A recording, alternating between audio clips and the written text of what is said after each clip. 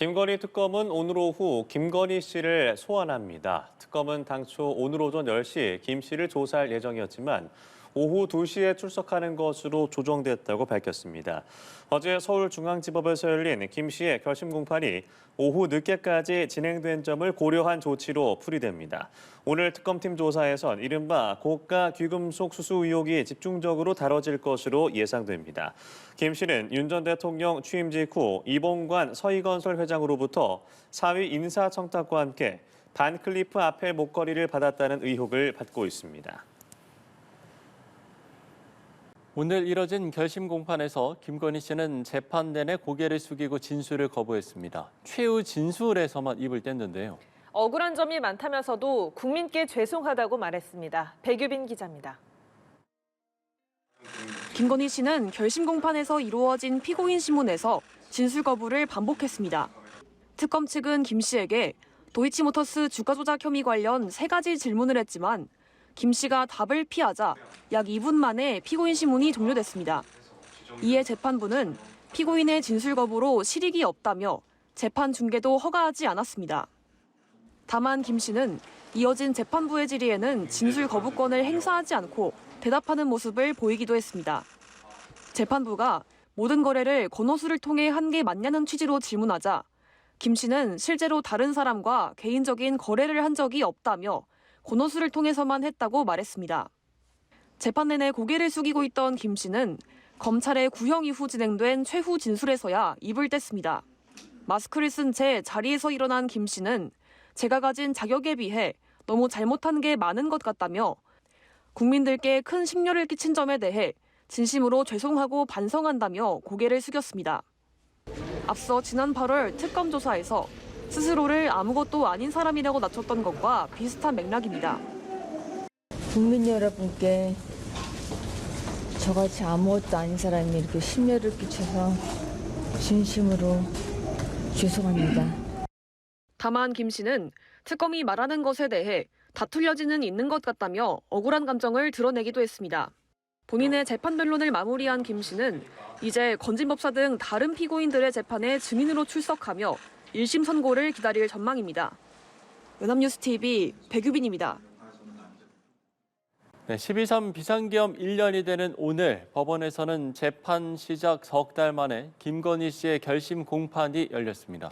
민중기 특검이 직접 법정에 나온 가운데 특검팀은 김 씨에게 징역 15년에 벌금 20억 원을 선고해달라고 재판부에 요청했습니다. 선고는 내년 1월 28일에 나옵니다. 한채희 기자입니다. 자신의 1심 결심 공판에 출석한 김건희 씨가 고개를 푹 숙인 채 부축받으며 법정에 들어옵니다. 결심 재판 촬영이 허가돼 보름 만에 피고인석에 앉은 김 씨의 모습이 공개됐습니다. 오전에 마지막 신문을 진행한 재판부는 오후부터 본격적인 결심 절차에 들어갔고 민중기 특검도 처음으로 직접 법정에 나와 공소 유지에 총력을 기울였습니다. 김건희 특검팀은 특검보 3명이 김 씨의 혐의에 대한 범죄 중대성을 피력했고 최종적으로 징역 15년을 구형했습니다. 김 씨의 3가지 혐의 가운데 정치자금법 위반 혐의는 징역 4년을, 알선수재와 자본시장법 위반 혐의는 합쳐서 징역 11년과 벌금 20억을 선고해달라고 재판부에 요청했습니다. 이와 함께 추징금 9억여 원도 구형했습니다.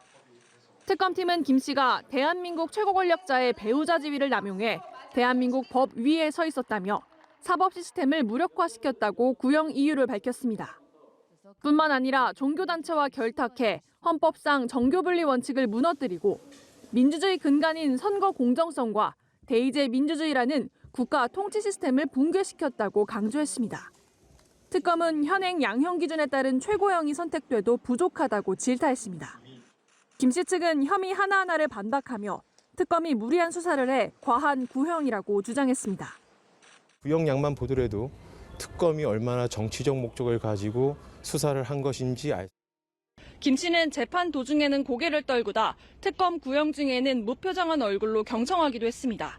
선고는 내년 1월 28일 이뤄질 예정입니다. 연합뉴스TV 한채입니다. 김건희 특검이 박성재 전 법무부 장관의 텔레그램 메시지를 확보했습니다. 내란 특검에서 시작한 수사가 김건희 특검으로 이어지는 건데요. 특검은 윤 전 대통령 부부에게 직권남용 혐의 추가 적용을 검토하고 있습니다. 배윤주 기자입니다. 김건희 특검이 내란 특검과 서울중앙지검, 대검찰청에 대한 동시 압수수색에 나섰습니다. 일반적인 압수수색이 아닌 수사기관 간의 자료 확보 차원입니다.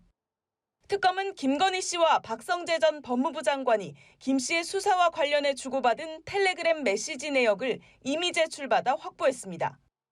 특검이 주목한 대화 시점은 지난해 5월 5일. 이원석 당시 검찰총장이 김 씨의 디올백 사건 전담팀 구성을 지시하고 사흘 뒤입니다. 김 씨는 보안성이 높은 텔레그램을 통해 박 전 장관에게 내 수사는 어떻게 진행되고 있나, 김혜경, 김정숙 여사의 수사는 왜 진행이 잘 안 되느냐고 물었습니다. 특검은 이 무렵 윤석열 전 대통령과 박 전 장관이 수시로 통화한 내역도 확보했습니다. 특히 두 사람은 5월 12일 하루에만 4차례 총 42분 동안 통화했는데 바로 다음 날 김 씨 수사를 지휘할 서울중앙지검장을 비롯한 검찰 수뇌부가 전격 교체됐습니다. 이후 김 씨의 디올백, 도이치모터스 주가 조작 의혹이 검찰에서 무혐의 처분된 만큼 특검은 세 사람이 수사에 영향력을 미쳤는지 규명해 나갈 방침입니다. 김건희 특검의 압수수색 영장에는 윤 전 대통령 부부와 박 전 장관이 피의자로 적시된 걸로 알려졌습니다. 특검은 우선 압수물을 분석한 뒤 세 사람에 대해 직권남용 혐의 적용을 검토할 전망입니다. 연합뉴스TV 배윤주입니다. 김상민 전 검사에게 이우환 그림을 판매한 중개업자가 이 그림이 김 여사에게 전달된다고 들었다고 법정 증언했습니다. 이 그림 중개업자 A씨는 오늘 서울중앙지법에서 열린 김 전 검사의 정치자금법 위반 혐의 2번째 재판에 출석해 이 중개 과정에서 높은 분이 찾으신다고 들었다고 전했습니다. 또 해당 그림이 진품이라는 감정평가서도 넘겨받았고 1억 4천만 원에 판매했다고 설명했습니다.